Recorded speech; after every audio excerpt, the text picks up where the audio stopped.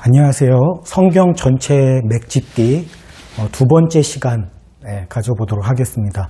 오늘은 두 번째 시간으로 이제 성경 전체의 흐름을 한번 이렇게 쭉 따라가 보는 시간을 갖도록 하겠습니다. 때문에 뭐 필기하시거나 뭐 그럴 필요는 없으시고 그냥 제가 설명하고 말씀드리는 그 순서를 그냥 쭉 따라오시면 될 것 같습니다.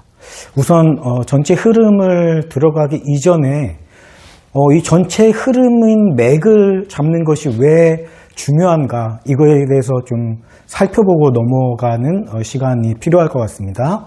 한 두 가지 정도를 생각해 볼 수 있는데 첫 번째는 성경의 양이 너무나도 방대하기 때문입니다. 그래서 우리 성도님들께서 성경을 이렇게 읽으시는 것을 통해서 그 전체의 흐름을 이렇게 잡는다는 것 자체가 굉장히 좀 어려운 그런 특성을 가지고 있어요. 두 번째로 우리가 이제 성경을 첫 번째 이야기와 이제 중복이 되는 부분일 수 있지만은 성경을 읽을 때 보통 우리가 부분을 읽잖아요.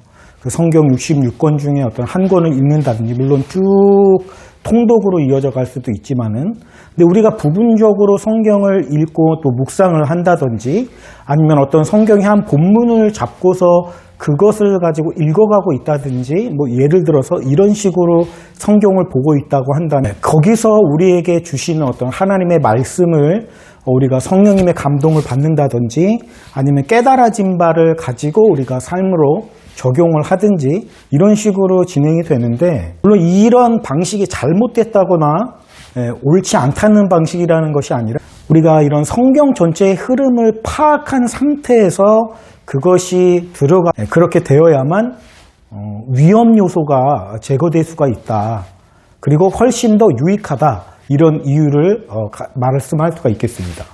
예를 들어서 어떤 한 본문에서 우리가 은혜를 받거나 뽑아낸 메시지가 성경이 전체적으로 흘러가는 메시지와 충돌하는 부분이 생길 수 있다면은 이것은 올바른 접근이 아닐 수가 있거든요. 그래서 우리가 전체적인 흐름을 파악하는 상태에서 성경 부분을 읽으면서 알아질 때 이것이 전체 흐름과 내가 지금 깨달아진 부분이 서로 충돌하는 지점이 없다. 이렇게 할 때 안전하게 그 메시지를 또 하나님께서 주신 은혜로 받아들일 수 있다라는 거죠.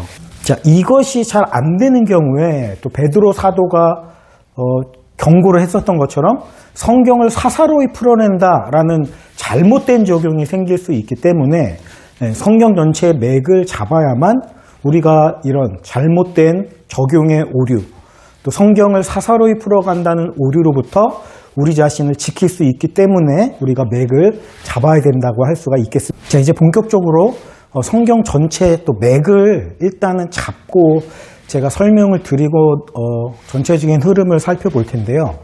또 성경 이야기는 우리가 보시면 어떤 패턴을 볼 수가 있는데 그 패턴이 뭐냐면 첫 번째로는 하나님의 은혜가 주권을 잡고 이제 흘러가고 있습니다. 그 이면에 하나님의 은혜를 베푸신 이면에는 인간의 타락이 있어요.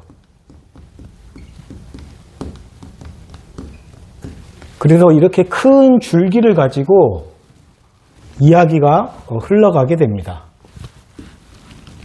그래서 창세기 처음에 보면은 하나님께서 창조를 하시죠.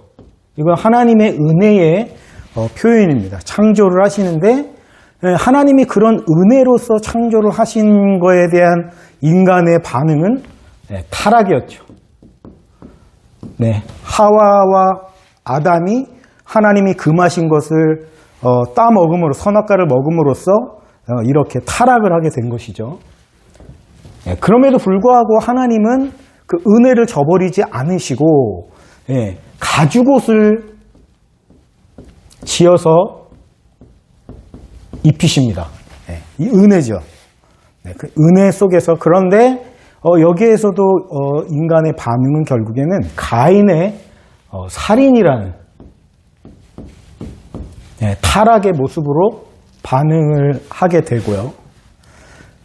그리고 그 이후로 하나님의 은혜와 인간의 길이 두 가지 길이 공존을 하게 되는데, 여기서 다음에 나오는 것이 뭐냐면 이제 생육과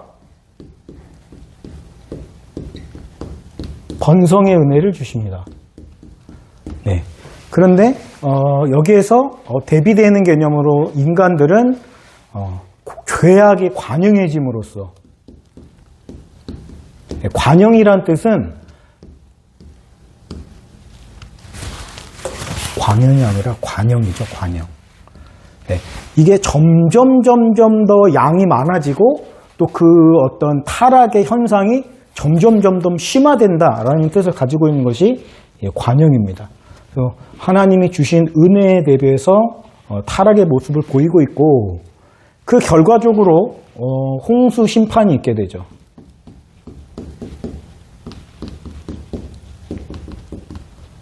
그렇지만 이 홍수 심판은 우리가 단순히 심판으로만 볼 수 있는 것이 아니라 무직의 언약이라는 것을 통한 하나님의 은혜의 연장이라고 볼 수가 있습니다.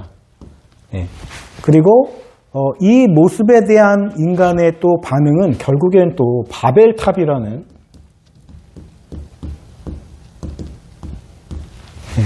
죄악으로 또 반응을 하게 되는 거죠. 이야기가 여기서 끝나면은 성경이 아니죠. 네, 하나가 더 나와 있습니다. 여기서 이제부터 어떤 이야기가 시작이 되냐면 바로 아브라함이라는 하나님의 구원의 방향, 방법, 은혜의 방법이 바로 이 아브라함이라는 사람을 통한 한 민족을 이끌어내신 그런 계획이 시작이 되고 있고, 이것이 곧 결국에는 구약의 시대를 끝까지 이끌어가는 하나님의 은혜로서 풀어져 가는 것이고, 이것이 마태복음 우리가 1장 1절에 보면 아브라함과 다윗의 자손 예수의 세계라, 결국에는 신약 시대까지 이어지는 하나님의 은혜의 방법으로 시작이 됩니다. 그래서 여기서 가장 중요한 게 뭐냐면, 우리가 전체적인 흐름을 알아야 된다라고 할 때 가장 중요한 점은 순서가 어떻게 되느냐입니다. 그러니까 하나님이 은혜를 베푸셨는데도 불구하고 인간은 타락하고 그에 맞지 않는 반응을 보였다. 그러니까 이 인간은 아주 못된 놈들이고 아주 나쁜 놈들이다. 이런 식으로 예를 들어서 메시지가 되면 이것은 복음이라고 할 수가 없습니다. 똑같은 재료를 가지고 인간들은 연약하고 부족하고 또 본성이 악해서 자꾸만 죄악으로 하나님의 은혜를 저버리지만은 하나님께서는 끝까지 포기하지 아니하시고 은혜의 방편으로 인간들을 구원의 길에 설 수 있게끔 역사를 이끌어 가신다. 이렇게 되어야지 그게 복음이고 성경의 올바른 방향이다라고 하는 거예요. 그래서 우리가 어떤 것이 복음이냐 아니냐를 살펴볼 때에 하나님이 은혜를 베푸셨지만 인간은 타락에 빠졌다. 이런 결론이 난다. 예를 들어서 설교를 듣거나 어디서 봤을 때 결론이 그렇다면 그것은 전혀 복음이 아니고 우리가 붙잡아야 할 메시지가 아니고 성경의 방향도 아닙니다. 그 반대, 우리가 이렇게 연약하고 부족하고 죄악을 통해서 하나님의 은혜를 저버렸지만은 그럼에도 하나님은 우리를 포기하지 아니하시고 은혜라는 방편을 가지고 우리에게 다가오셨고 우리를 건져주신다. 이게 복음이라는 거예요. 그죠?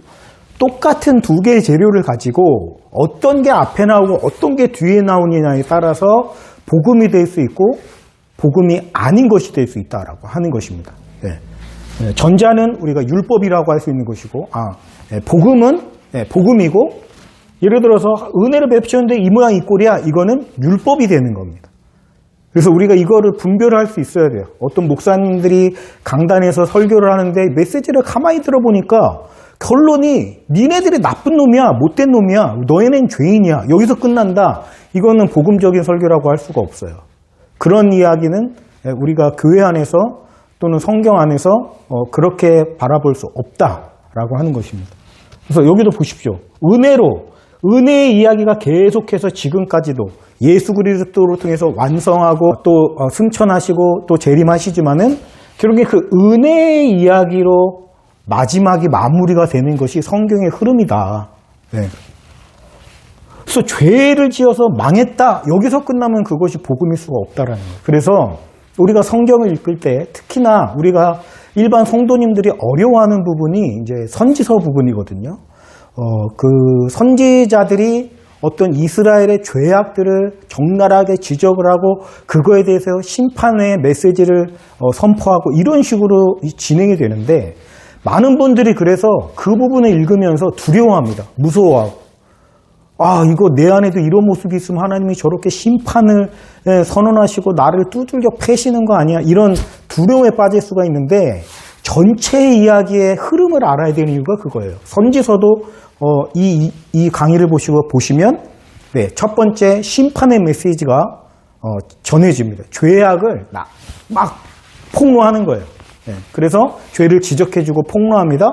그러나 후반부에 보면 어때요? 꼭 미래에 대한 소망과 구원에 대한 소망으로 이야기가 끝을 맺는다. 반대로 뒤집어지지 않는다라는 거예요. 그러니까 우리가 성경 한 부분에서 심판의 메시지를 읽었다고 해서 아, 우리는 심판의 결과물일 뿐이야 라고 우리가 이야기를 마무리해서는 안 된다라는 겁니다. 네. 그 다음에 나오는 희망과 소망의 메시지까지 나가서 그것을 붙잡아야 그것이 하나님의 의도이시기 때문에 그래야만 우리가 올바르게 성경을 적용할 수 있다. 그래서 우리가 이러한 어떤 전체적인 흐름이 어떤 식으로 흘러가는지를 아는 게 그래서 중요합니다. 반대로 뒤집어져서는 안 되거든요, 메시지가. 순서로 올바로 기억을 하시고 이제 우리 성도님들께서 선지서든지 또는 예수님의 어떤 그런 경고, 뭐 그런 저주의 말씀들이라든지 이런 것들을 보실 때에 아, 이게 흔들리지 않았어. 어디서는 뭐 은혜를 얘기하는 것 같다고 어디서는 막 심판을 얘기하는 것 같으니까 아, 이게 도대체 뭐야? 심판을 받는다는 거야? 아니면 구원을 받는다는 거야? 헷갈리실 수 있어요. 그러나 그것이 아니라 죄에 대한 지적이 먼저 나오고 그 이후에 은혜가 덮여짐으로써 결국엔 우리가 그 은혜의 자리까지 나아갈 수 있고 그게 우리의 소망이다. 이것이 복음의 메시지다라는 거예요. 그래서 그 메시지를 우리가 잘 잡을 수 있게끔. 그래서 이 흐름을 알면 여러분이 성경 본문 속에 어떤 부분을 들어가더라도 우리가 잘못된 방향으로 흘러가지 않을 수 있겠죠. 이 부분 굉장히 중요합니다. 자, 이 부분 꼭 기억해 주세요. 은혜로 시작해서 타락으로 끝이 나는 게 아니라 은혜로 시작해서 은혜로 끝이 난다. 이것이 성경 전체의 핵심 줄기가 아니라 뿌리라고 할 수 있습니다. 뿌리. 그래서 이 뿌리를 잘 잡고 따라오시면 성경 전체의 맥잡기는 끝난 거나 마찬가지예요. 이제 세세하게 우리가 어떤 흐름을 가지고 이제 또 흘러가는지를 이제 또 다음 시간에 살펴보겠지만 오늘은 이 흐름만 잡고 가시면 성경을 혼자 보시는데 뭐 문제가 없으시다라고 이야기할 수 있겠습니다. 그래서 왜 흐름을 아는 것이 중요한가? 또 그 흐름 속에서 우리가 그 흐름을 바탕으로 해서 성경 부분을 묵상하거나 또는 그 본문 부분 안에서 메시지화를 시킬 때 은혜로 끝이 나는 게 성경의 메시지구나.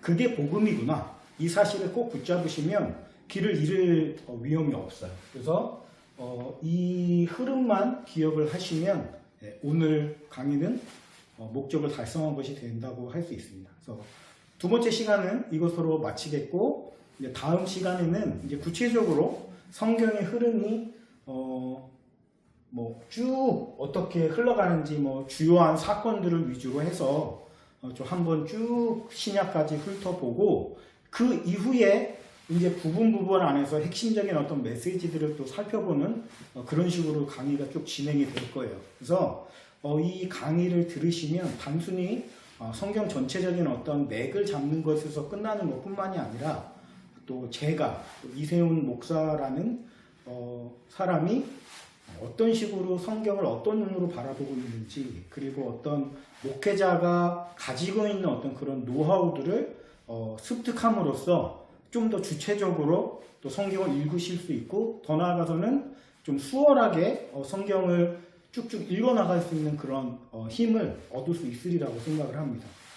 그러니까 계속 기대해서 쭉 따라오시면 감사드리겠고요. 예, 구독과 좋아요, 댓글과 알림 설정은 컨텐츠 제작에 큰 힘이 됩니다. 네, 여기까지 감사드리면서 마치겠습니다.